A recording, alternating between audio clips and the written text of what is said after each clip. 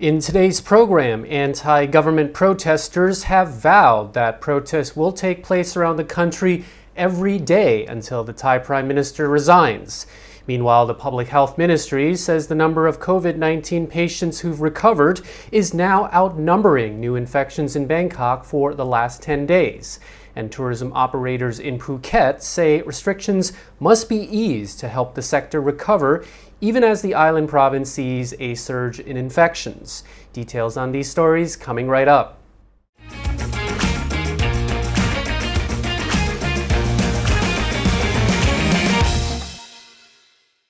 You're watching Thailand News Today, bringing you the latest top stories in Thailand.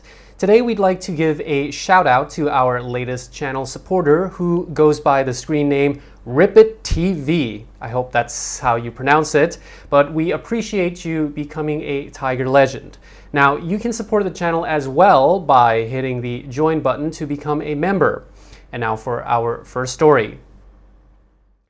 A government spokesperson says the daily rate of new COVID infections continues to be on the decline, with recovered patients outnumbering new cases for the last 10 days. The spokesperson noted that while the Delta variant is contributing to the high infection rate, he's confident the number of daily new cases will continue to fall as a result of the past 2 months' restrictions and curfews. Today, Thailand has reported 15,972 new infections and 256 COVID-related deaths. Meanwhile, the vaccination of 12 to 18-year-olds will get underway in order to allow schools to reopen. While over 573,000 teachers have been vaccinated, around 4 million students have yet to be inoculated. Anti-government protesters have vowed that protests will take place around the country every day and continue indefinitely until the Thai Prime Minister resigns. Protest leaders were speaking after a peaceful car mob rally yesterday in the central Thai province of Pathum Thani. The rally had begun at the Kasetsart intersection near Kasetsart University, where thousands of cars took part in the final convoy, traveling for 5 hours from the capital north to Pathum Thani. The new protest leaders say the plan for daily protests around the country will take place in the evening so people can attend after work. They announced that the first of the new rolling series of rallies would take place at Bangkok's Asok intersection from 4 p.m. to 8 p.m. every day until the Prime Minister resigns. This first rally is set for this Thursday. The former Red Shirt leader says the location of provincial rallies will be confirmed by organizers over the next week. The Public Health Ministry says the number of COVID-19 patients who've recovered is outnumbering new infections in Bangkok for the last 10 days. And while the situation in Bangkok in particular is improving, many provinces are still seeing a rise in new infections. Meantime, restrictions are being slowly lifted in Bangkok, which will see a few more businesses opening, although the curfews will remain. The other big change is the reintroduction of interprovincial travel from the start of September, which will see a resumption of bus routes and air travel, especially in and out of Bangkok. However, in both cases, there will still be some provincial restrictions involved, and the precise documentation is yet to be announced for the prospective travelers. Tourism operators on the southern Sandbox island of Phuket say COVID-19 restrictions must be eased to help the sector recover, even with the latest surge in infections. The island was recording around 200 daily new cases over the past 3 days, although today's number is 165. But the Phuket Tourism Council points out that infections are mostly caused by local activities as opposed to being brought in by tourists. He says fully vaccinated visitors with negative PCR tests should be allowed to enter the province from elsewhere in the country in order to add to the few hundred international travelers arriving each day. However, the PTC warns that if public health officials announce the introduction of a lockdown on the island to cope with the current surge, it would mean the end of the Sandbox scheme.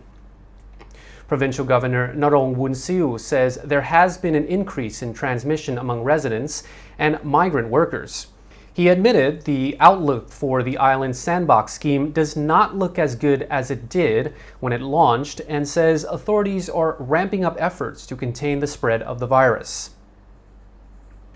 Got Phangan officials are reviewing signs and warnings around the island that warn people about box jellyfish following the death of a 9-year-old on Saturday following a box jellyfish sting. The Israeli family were staying on the island and swimming off Hat Rin Beach. Officials say the boy and his family were playing in the water in front of Seaview Sunrise Lodging House about 5:30 p.m. on Saturday afternoon. The father heard his son cry for help and ran up onto the beach. The boy had red marks on his right arm and legs and became dizzy. The father then poured vinegar onto the stings and called Got Phangan International Hospital, but the boy died on the way to the hospital. Officials say there are already signs written in 3 languages along Hat Rin Beach warning tourists to go into the water only at designated areas, which were surrounded by nets to protect them from box jellyfish. It seemed that the boy had been playing in the water outside the netted area. Box jellyfish are rare but have been responsible for a few deaths around the Gulf Islands. Got Phangan, home of the world-famous full moon party, has the sad distinction of having the most deaths by jellyfish in all of Thailand. 5 deaths in total, 2 in 2002, 1 in 2014, 1 in 2015, and last Saturday. And now for today's What the Heck in Thailand story. A grandfather in the southern Thai province of Nakhon Si Thammarat was rushed to the hospital after he swallowed a crab claw and sharp pieces got stuck in his throat. The hospital responded by immediately giving the man a COVID test. The man's doctor shared the story to his Facebook. He said the man came into Sichon Hospital over the weekend after the man's family rushed him to the hospital. When he arrived, the grandfather could not breathe, had severe pain in his throat, could not speak, appeared confused, and was foaming at the mouth. So the hospital immediately gave the man a COVID test. The 70-year-old patient was unable to communicate with the medical team, and he kept pointing to his throat. Eventually, probably after a few rounds of charades, the man was given an X-ray, which finally revealed the cause of his suffering. A doctor then managed to pull out 2 small pieces from the crab claw that was stuck in his throat. Personally, I'm not sure why the family members that rushed him to the hospital did not just tell the doctors what was wrong with the man, unless even they did not know what was happening to the poor man. But at least his COVID test came back negative. And that is all for the news and random stories we have for you today. Be sure to subscribe to the channel and turn on the notification bell to stay on top of the latest stories happening in Thailand. In the meantime, chew your food thoroughly and stay tuned for more Thailand News Today this week.